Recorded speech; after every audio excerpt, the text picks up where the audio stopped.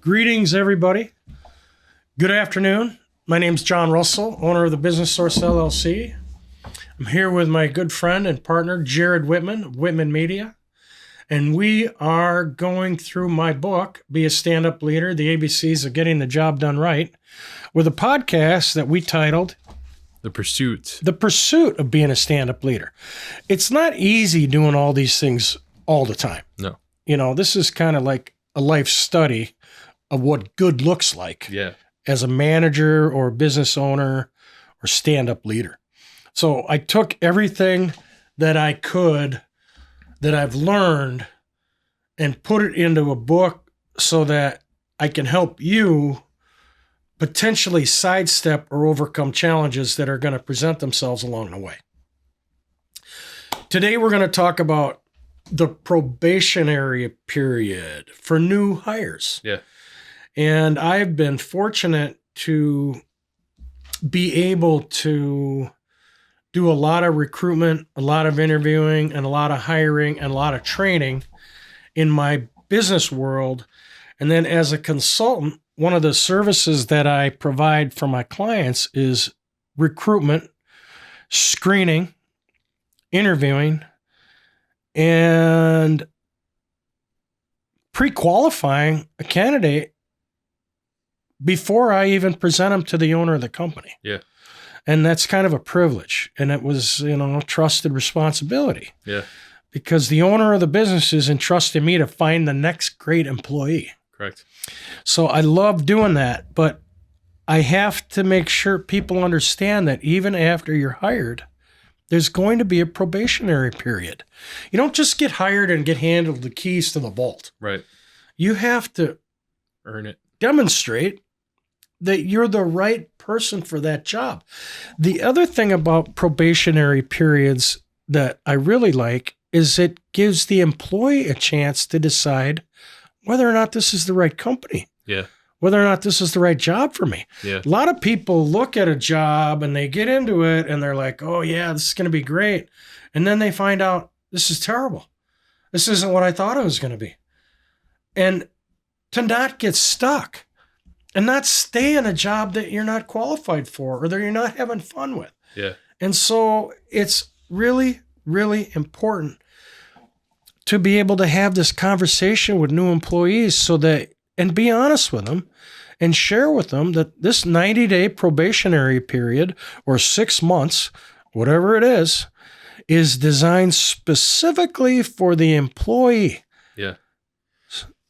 I think that having that probationary period, you really want to, you just spent a lot of time and money looking for a person to fill a position or refill a position. Very difficult. So this in the first 90 days or first 180 days, you really want to make sure that you're stepping up and making sure that you're building a better connection with this employee by doing check-ins, making sure that they understand the expectations that they are needed. That's what I was just thinking about. And then let them know what they can expect from you. Yeah. So having a clear line of communication and then continuing to cultivate that relationship and build that. So you've asked them to go on a date, right? Yeah.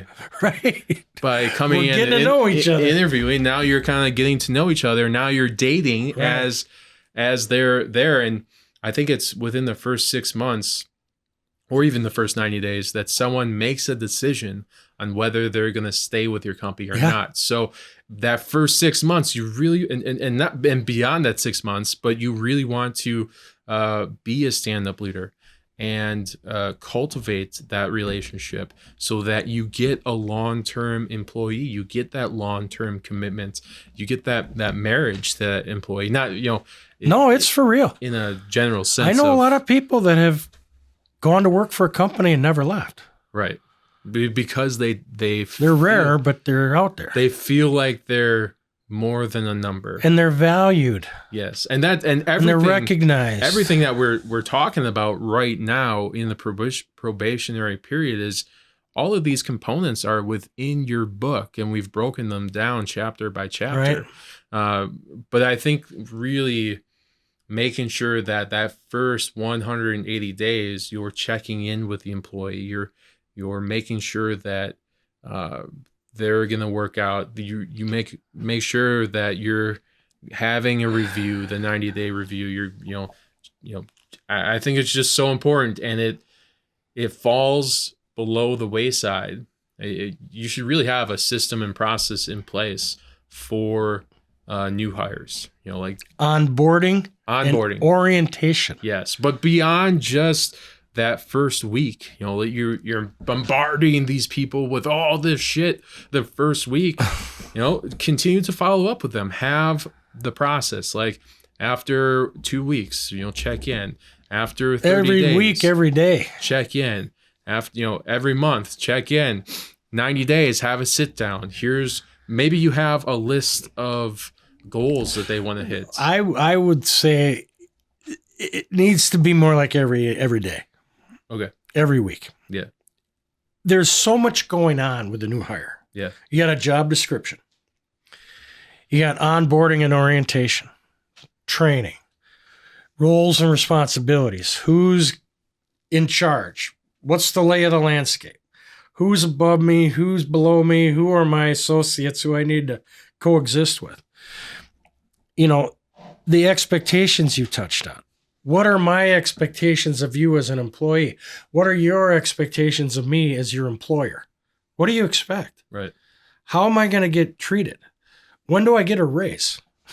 I think that goes into the goals list, or the how do I climb the ladder? Job duties list. Like, here are the components that you want to hit. Here are the what is the word? Like the base job duties, functions of your job, roles and responsibilities. Here's how we here's our procedure, your aptitude to being able to do the things that you need to do required for your job. Right. If a home service company is looking for an electrician, right, and they hire an electrician, but they focus more on residential, and this electrician does commercial, right? Well, there's a huge contrast between commercial and residential. Right. So being able to mark off and show that you can do all the components of what the company does in regards to residential electrical work, right? That should be hit within the first 90 days. Without getting into micromanaging, we both know that's not the best approach. Right. We talked about the weekly review and weekly preview. And the fact is every week, the manager and the employee should sit down at the end of the week and talk about, what did you accomplish this week? Yeah. Where are we at with those engagements? And if you're in sales, where are we at with those prospects? How many proposals do you have out? How many client needs analysis forms did you fill this week? There is an activity level expectation. And then the next question is, what are you going to be doing next week? What's your plan? What's your calendar look like? How many appointments do you have booked? When you begin to have this conversation, so you're within the roles and responsibilities that were listed in the job description, and you're talking about making sure that employee becomes successful. Right. And you're documenting their success. Yep. The problem comes is when there's a curveball, or there is an unanticipated change, or you're giving me responsibilities and things to do that are not in the job description. Right.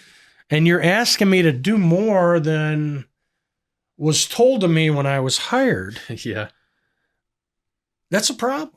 You want to make sure that the communication is clear when it comes to understanding the job description and job expectations.